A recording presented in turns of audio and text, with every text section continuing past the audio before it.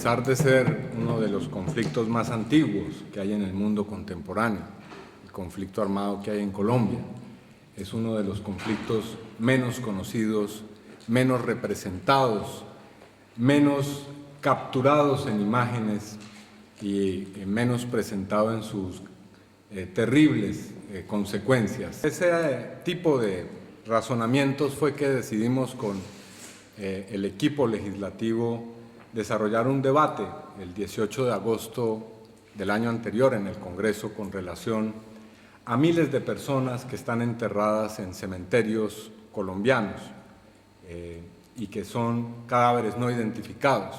Se trata de una investigación hecha en el centro del conflicto armado colombiano, que es la región de los llanos orientales y particularmente en una región muy rica en biodiversidad que se llama la Macarena, donde ha tenido asiento histórico la guerrilla de las FARC en Colombia y donde se aplicó el Plan Colombia en su fase más agresiva.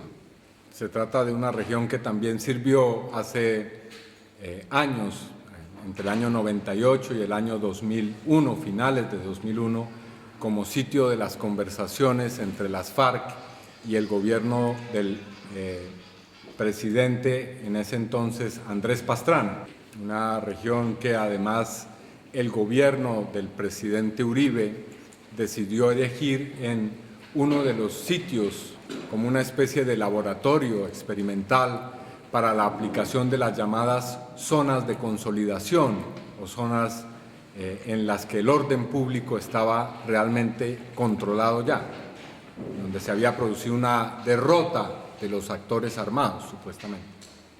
En fin, un lugar del país que se presenta ante el mundo como un ejemplo de lo que ha sido la política de la llamada seguridad democrática en Colombia, es decir, como un éxito desde el punto de vista militar, desde el punto de vista de la acción del Plan Colombia con relación a lo que pueden ser otras zonas del país, un modelo que se está exportando hoy a México, a Afganistán y a otras partes del mundo como un ejemplo de lo que puede ser una política de seguridad. Lo que nosotros hemos encontrado en esa zona, con otros parlamentarios, con organizaciones de derechos humanos, con delegaciones internacionales, son una serie de cementerios en los que hay, por lo menos hasta ahora hemos detectado 4 o 5 de esos cementerios, miles de personas que están enterradas, hablamos de 2000 en este momento. El gobierno ha dicho, bueno, pero esos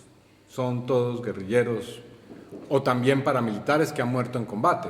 ¿Cuál es la discusión que hay allí? ¿Cuál es el problema que hay allí de fondo? Nosotros creemos que allí hay, y esto lo hacemos con la base de las investigaciones que hemos hecho, personas que murieron en operaciones como las de mal llamados falsos positivos, desapariciones forzadas, personas que han muerto en bombardeos en el país, o también, por supuesto, miembros de los grupos armados que han caído en los combates. Por eso hemos pedido que las autoridades judiciales actúen y que contribuyan a esclarecer esta situación y hemos avanzado en ese proceso. Por ejemplo, hace pocas semanas antes de venir aquí logramos que se exhumara uno de esos sitios donde hay más de 40 personas que fueron supuestamente muertas, guerrilleros, dice el gobierno. Nosotros pensamos que hay muchos civiles en combates que se libraron en uno de los sitios de esta región de la que estoy hablando. Y precisamente logramos la exhumación de esos cuerpos a través de una operación que hizo la Fiscalía General de la Nación en uno de esos cementerios, el cementerio de Granada, en esa zona. ¿Por qué hacemos eso? Porque queremos que se vea que los ciudadanos en las urbes como Bogotá, como en otras partes del país puedan entender qué ha significado este conflicto armado y para que lo sepa también el mundo. Hay personas que están allí cuyas historias de no hacerse la acción que hacemos nunca serán conocidas. Las víctimas de esa guerra que se ha librado especialmente de manera intensa en los últimos 10 años. Y hemos logrado entonces que comience a aparecer esa realidad a través de esa acción que realiza la Fiscalía en Colombia. Pero es apenas, lo hemos dicho, la punta del iceberg.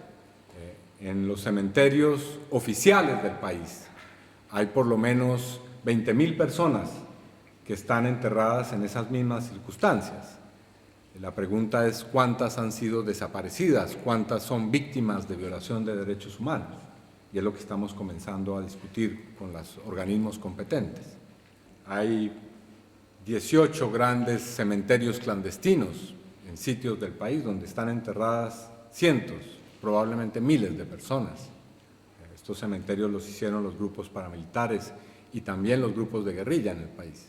Y para no abundar en esos hechos, simplemente destaco que hoy, por ejemplo, la prensa colombiana habla de que los paramilitares podrían haber reconocido ya 178.000 crímenes en los últimos 20 años, lo cual es una cifra a todas luces estremecedora y horrenda. En el fondo o en el trasfondo de esos hechos, realidades como la que aparece o va a aparecer ahora en la siguiente imagen: 5 a 6 millones de hectáreas de tierra usurpadas a los campesinos, a los indígenas, a los pueblos afrodescendientes, y en el otro extremo 30.000 o 300.000 máximo hectáreas restituidas a estas personas. En Colombia, los 50 líderes más importantes que han sido asesinados de organizaciones de víctimas y de defensa de la tierra han sido asesinados en promedio por luchar por 200 o 300 hectáreas, cada uno de ellos. Es la gran reconfiguración del territorio que se ha producido en nuestro país a través de la guerra, a través de la usurpación, a través de la acumulación económica que ha significado este ejercicio prolongado de violencia. Una situación que no es simplemente doméstica o de un conflicto local en Colombia. En esas 5 millones de hectáreas están las que contienen la mayor riqueza natural, hídrica, de hidrocarburos, que son las tierras que les interesan a las multinacionales, a los grandes consorcios, que han sido objeto de la ambición de muchos de los poderes que están hoy en el centro de la reconfiguración geoestratégica en la región andina y en América Latina. Si hablamos de la tierra acumulada fue durante los últimos 20 años, es decir, los 5 millones de hectáreas que eran necesarios conseguir con masacres, con desplazamientos, ya están acumuladas. Como decía un paramilitar a quien citamos en un debate, mientras unos veníamos matando, otros venían comprando y otros legalizando la tierra. Es decir, la fase de matar y la fase de comprar ya la hemos de alguna manera evacuado en Colombia. Así que ahora se trata de legalizar la tierra. Y entonces, ¿por qué hay la necesidad de una ley de víctimas? Bueno, porque el Fondo Monetario Internacional está diciendo las multinacionales no pueden ir a invertir en un país, o sea, a comprar la tierra en un país donde no hay estabilidad jurídica y donde puede aparecer en cualquier momento una asociación campesina diciendo esa tierra, señores de la multinacional X, no es de ustedes, sino es nuestra. Así que estamos en un proceso de legalización intensiva para los negocios, para la reproducción del capital.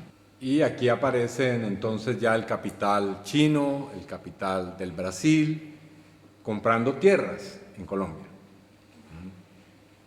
Es decir, estamos ante esa lucha entre bloques de poder en la que está hoy en día la América Latina.